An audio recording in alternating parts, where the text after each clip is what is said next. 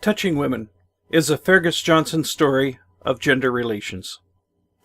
I should probably mention that it contains some suggestive allusions and mild profanity. You know, I think that women like to touch me, mused Fergus Johnson. Fergus obviously hadn't actually intended to speak, although this was a men's support group and everybody was expected to share. It had just kind of slipped out as the subvocalization of a personal epiphany. Bobby, who had been revisiting his whine about striking out with women at bars, stopped in mid-sentence and looked puzzled. Dr. Anderson, always looking for something to add some semblance of newness to the weeks-long rambling bitch session, pardon my pun, urged Fergus, go with that.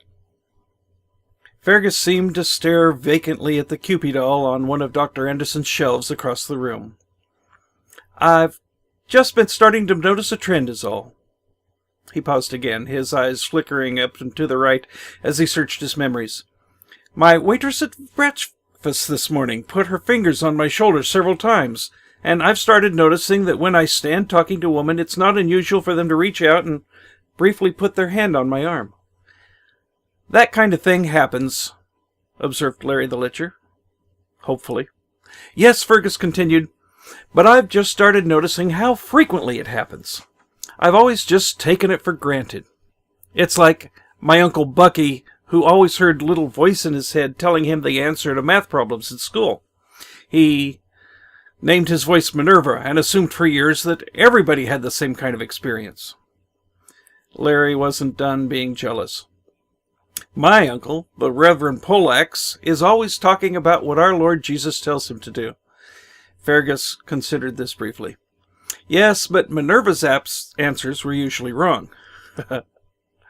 It occurred to Larry that his uncle, the Reverend Polax, was prone to some rather lame decisions that probably shouldn't be laid at the hem of our Lord Jesus. Things were started to drift out of focus again, and Dr. Anderson, entertaining his own fantasies, redirected. You were talking about women touching you. Several people leaned forward in their chairs. I guess it has been going on for a long time.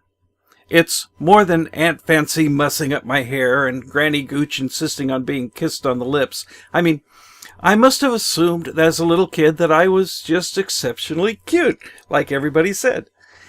Mom used to take me to her club meetings. I was as popular as free chocolate. Larry didn't have anything to say to this. He just sat there with his jaw kind of half slack.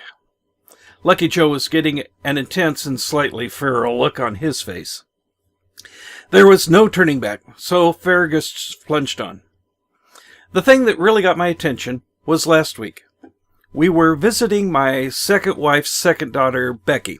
She was having a very stressful time with a difficult situation and was getting really agitated.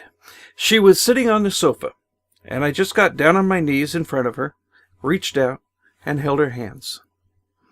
She relaxed a little bit, and then, like an Eskimo offering a visitor the comfort and warmth of his best wife, my wife told Becky, hug him. Becky looked as confused and uncertain as I felt. My wife urged her, there's something special about the way he holds you. All the tension just goes away. I suppose I already knew this at some level, but her definitive assertion was news to me. Becky scooted forward, and I reached out, and we embraced. Fergus took a deep breath. It was very quiet. It seems likely that he was the only one breathing at that moment.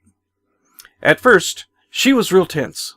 She gave my shoulder a few quick pats and short jerky rub, and we'd both been well trained in the politically correct way to formally and safely hug someone when you wanted to be sure that they and everybody who might notice did not misunderstand your intentions.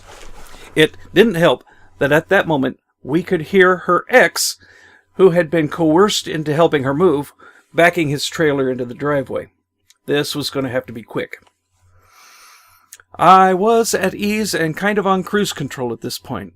This was comfortable and as natural as holding one of our cats. You don't have to pat. You don't have to rub, I told her. You don't have to worry. Just let it be.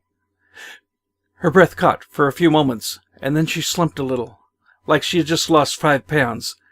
There it is, I said. Okay, we can do that again later.